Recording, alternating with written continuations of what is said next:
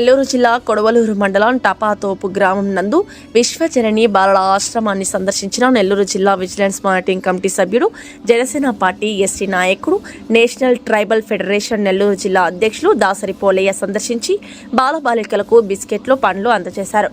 ఈ సందర్భంగా ఆయన మాట్లాడుతూ ఆశ్రమంలోని బాలబాలికలకు సహాయ సహకారాలు అందిస్తానని, ఏదైనా సమస్యలు ఉన్న ఎడల ప్రభుత్వ దృష్టికి తీసుకువెళ్తానని తెలియజేశారు. తదనంతరం ఆశ్రయం నిర్వాహకులతో సమావేశమయ్యారు.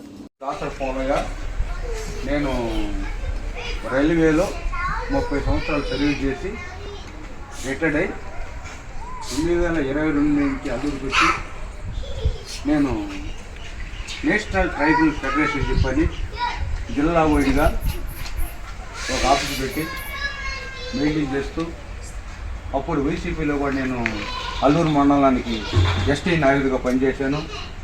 ప్రస్తుతం ఇప్పుడు నెల్లూరు జిల్లా జనసేన జిల్లా ఎస్టీ నాయుడుగా పనిచేస్తున్నాను. మరియు నేను నెల్లూరు జిల్లా బిజినెస్ మానిటరింగ్ కమిటీలో బాండెడ్ లేబర్ ఇంటర్వ్యూలో ఎక్కడికెళ్ళలో దాంట్లో ఒక నెంబర్గా కలెక్టర్ లెవెల్లో పనిచేస్తున్నాను. ముఖ్య విషయం ఏంటంటే, ఈరోజు మీ స్కూల్ వచ్చి పోతూ ఉంటాను, చూస్తూ ఉంటా. ఇది ఫౌండేషన్ బాగుంది, పిల్లలు బాగా చదువుకుంటుంది చెప్పి నా దృష్టికి వచ్చింది. ఈరోజు రావటం జరిగింది. ముఖ్యంగా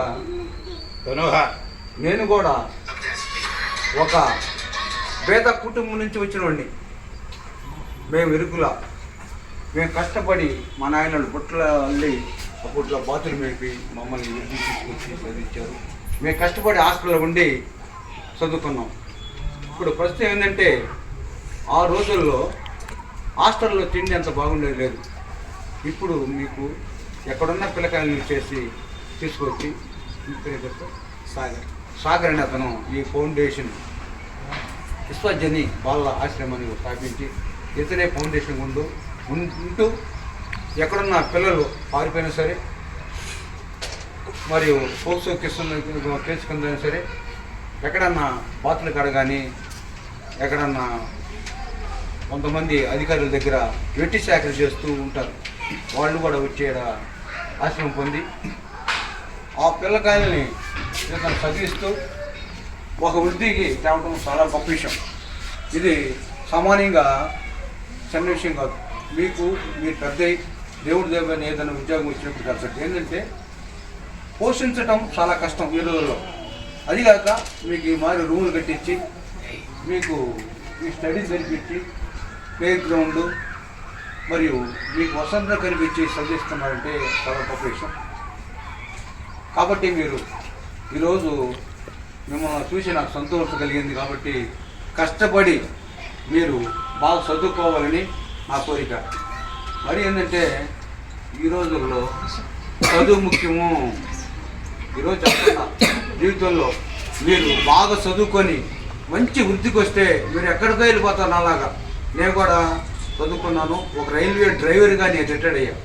ఇయర్ చేశాను, కొన్ని ప్రాబ్లం వల్ల ఇయర్ వచ్చాను. నేను కూడా బాగా చదువుకొని డిప్లొమా చేసి నేను కూడా ఒక రైల్వే డ్రైవర్ని అయినా.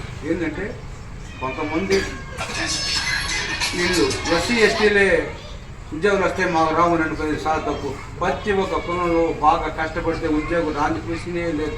100% కానీ పెద్ద చదువుకుంటే ఉద్యోగాలు వస్తాయి. అందుకని నేను చెప్తాను, ఈరోజు నేను దయచేసి చెప్తున్నాను, మీరు చిన్న బాలు మీరు బాగా కష్టపడి బాగా చదువుకొని పైకి రావాలని కోరుతూ, అదే మాదిరిగా మీ యాజమాన్యానికి, మేడం గారికి, అందరికీ నా యొక్క ధన్యవాదాలు తెలియజేస్తూ, ప్రతి నెలకు ఒకసారైనా మీ కాడకు వచ్చి ఏదో మీకు కొన్ని బోధనలు ఇచ్చిపోతుంటాను.